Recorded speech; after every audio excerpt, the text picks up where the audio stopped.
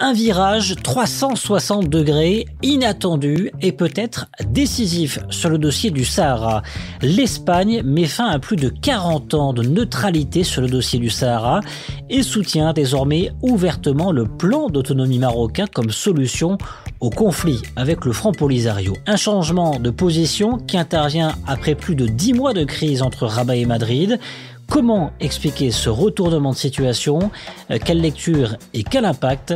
Passage au scan.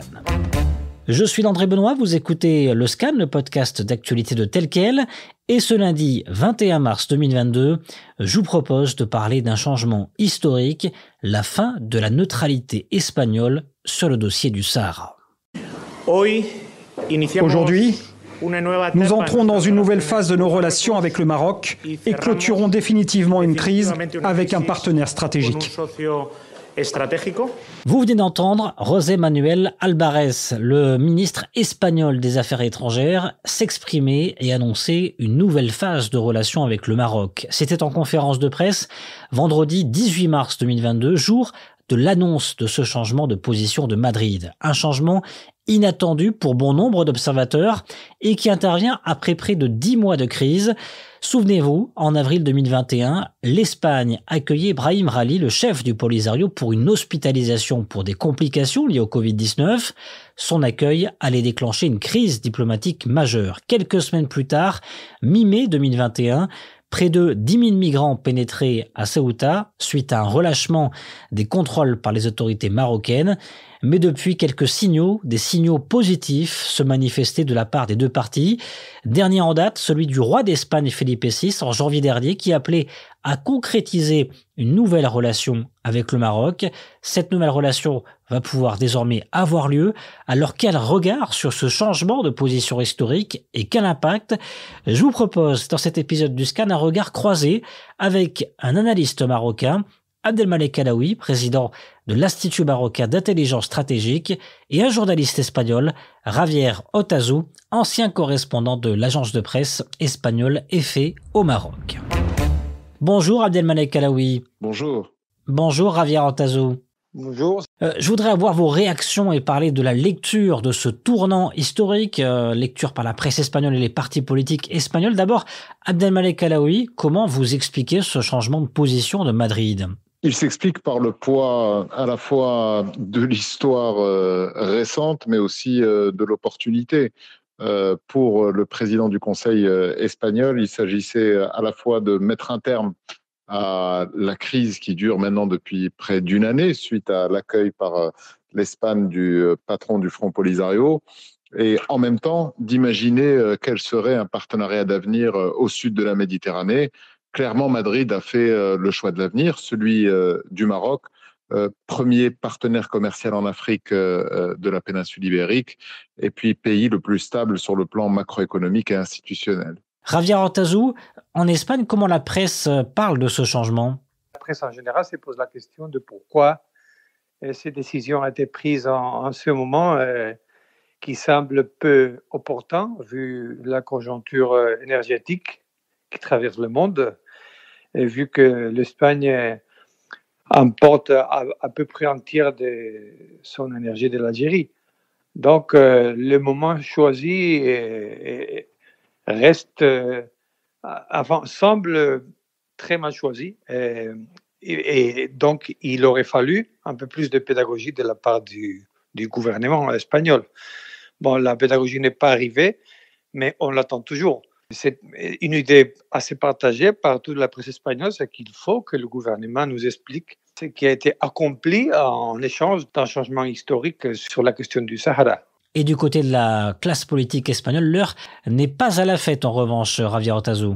Que ce soit des droites ou des gauches, des nationalistes ou centralistes, ils sont tous contre ce virement historique du Parti socialiste qui a cassé une ligne stratégique très difficilement soutenue pendant plus de 45 ans par l'Espagne, et qui était une position, disons-le, obligée par le caractère d'ancienne colonie.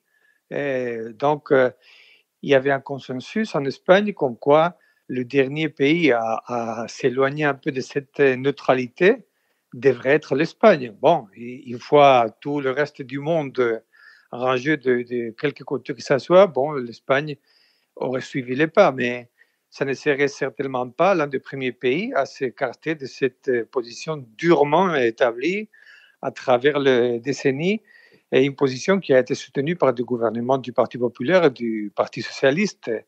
Donc, la classe politique n'est pas du tout unanime avec le gouvernement de Pedro Sánchez. Et au contraire, ils ont demandé immédiatement qu'il comparaisse devant le Parlement pour expliquer ce qui a pu causer ces changements historiques sur lesquels personne n'était informé. Abdelmalek Alaoui, ce changement de position, c'est grâce à une victoire de la diplomatie marocaine ou c'est à cause d'erreurs stratégiques de l'Algérie, notamment sur la diminution de sa fourniture en gaz à l'Espagne? C'est une victoire diplomatique qui est d'abord à mettre au crédit à l'implication personnelle du roi Mohamed VI, qui avait déjà indiqué lors du discours du trône en juillet de l'an dernier son implication personnelle. Donc pour tous ceux qui connaissent, on va dire, comment s'articule la diplomatie marocaine, qui est par excellence un domaine régalien et qui incombe au chef de l'État, c'est Mohamed VI qui a piloté ce processus et qui a réussi à faire basculer la balance en faveur du Maroc. Alors sur la question du gaz, moi j'ai une lecture un petit peu différente, parce que l'Espagne est dépendante du gaz algérien. On est en pleine crise actuellement avec l'Ukraine, donc il y a une baisse de la capacité de fourniture de gaz russe, mais l'Espagne a voulu dépasser les contingences du moment pour se dire qu'elle a finalement beaucoup plus à gagner avec le Maroc comme partenaire stratégique au sud de la Méditerranée, et finalement la somme des désagréments avec l'Algérie était négligeable dans leurs calculs. Javier Hortazou, quelle lecture vous en faites, vous? Il me semble que c'est plutôt l'attitude ferme du Maroc et de sa diplomatie qui n'a pas fléchi pendant les 10 mois qui sont passés depuis la crise de Ceuta. Bien au contraire, je crois que l'Espagne a multiplié les gestes d'amitié envers le Maroc. Et de l'autre côté, il y avait une certaine froideur et distance, parce que le Maroc, depuis le début, a dit qu'il voulait plus que ça. Et il a fait savoir ce qu'il voulait. Il voulait ce qu'il a obtenu. Donc, c'est une diplomatie très forte, il faut le dire, qui ne se dévie pas de ses buts. Bon, l'Espagne a fini par fléchir, comme je disais, et comprendre qu'avec le Maroc, il y avait un seul moyen de rétablir le bon voisinage, et c'était la question du Sahara. Un changement historique de taille pris par un gouvernement. Abdelmalek Alaoui, est-ce que cette décision du gouvernement socialiste de Pedro Sánchez est inscrite dans le marbre? Alors, il y a d'abord la continuité de la parole de l'État. Et lorsque une position est exprimée avec autant de clarté, rappelons le choix des mots. Le gouvernement espagnol, le chef du gouvernement espagnol n'a pas dit le plan d'autonomie marocain est une solution, il a dit c'est la solution. Et on peut imaginer pour des communiqués qui sont pesés au trébuchet et qui sont tellement engageants que Pedro Sánchez a pris son risque. Maintenant, on a vu des choses sur les médias et on a vu notamment ceux qui étaient contre cette position espagnole s'exprimer de manière beaucoup plus forte que ceux qui la soutiennent. Il faudra attendre de voir de quoi est composée l'opinion publique espagnole et comment est-ce qu'elle réagit véritablement à cette annonce. Javier Hortazou, vous aussi, vous pensez que Madrid ne reviendra pas en arrière sur cette décision? Ça m'étonnerait, parce qu'on a vu le cas avec les États-Unis. Biden est arrivé au pouvoir, et bien que la déclaration de Trump avait fait beaucoup de bruit à ce moment-là, après le gouvernement de Biden a trouvé qu'il y aurait plus de dégâts que de bénéfices à changer encore une fois de position. Donc en politique étrangère, les virements sont difficiles à renverser après, parce que bon, il y a tout un ensemble d'intérêts liés à ça qu'il faut prendre en compte. Et maintenant, on ne pourrait pas se permettre de fâcher le Maroc, encore une fois, s'il y a un nouveau gouvernement qui arrive au pouvoir en Espagne. Je pense que cette décision sera difficilement revertie. Mais il y a un point que vous soulignez, c'est que l'opinion publique espagnole et la presse espagnole veulent en savoir plus sur ce plan d'autonomie marocain. Le plan d'autonomie marocain, il n'est pas connu en Espagne, c'est vrai. Ce week-end, quelques médias ont commencé à expliquer un peu de quoi il s'agit, bien que les contours ne sont pas très connus même au Maroc, je dirais. Mais bon, c'est maintenant qu'il commence à se poser la question, qu'est-ce que ce plan d'autonomie signifie pour le territoire du Sahara. Voilà. Mais il y a plus de questions que de réponses à ce sujet. Alors quel impact? À quoi s'attendre désormais? Abdelmalek Alaoui, c'est clairement une nouvelle ère qui s'ouvre, une nouvelle ère économique. Indubitablement, l'économie est au premier rang de la relation bilatérale. Le Maroc a annoncé le plus grand plan de relance au sud de la Méditerranée suite à la Covid, de près de 10 milliards d'euros. Donc, vraisemblablement, Madrid regarde ce plan pour ses entreprises, pour ses marchés à venir et partant pour le marché de 500 ou 600 millions de subsahariens pour lesquels le Maroc représente la passerelle la plus idoine et la plus stable. Évidemment, les autres aspects que sont la sécurité et l'immigration ne sont pas loin. Rabat est consubstantiel de la stratégie espagnole pour pouvoir sécuriser cette partie-là de la Méditerranée. Et donc, il était impératif que le téléphone commence à sonner des deux côtés et que l'on réponde des deux côtés. Côté diplomatie, quel impact ce changement de position de Madrid peut avoir sur les pays européens, Javier Otazu? Je pense que les pays européens qui ont vu ce que les États-Unis ont fait, ce que l'Allemagne a fait, ce que l'Espagne a fait, eh ben, des pays qui n'ont pas un intérêt particulier dans la région du Sahara, ils pourraient bien se dire, bon, si les pays qui connaissent le mieux et qui ont plus d'intérêt dans la région ont fait ça, qui nous empêche de suivre leurs pas. Et donc, maintenant, la France et l'Espagne et l'Allemagne, le Royaume-Uni en moindre mesure, bon, si ça range du côté du Maroc, il n'y aurait pas des raisons de poids pour les autres pays pour faire le contraire.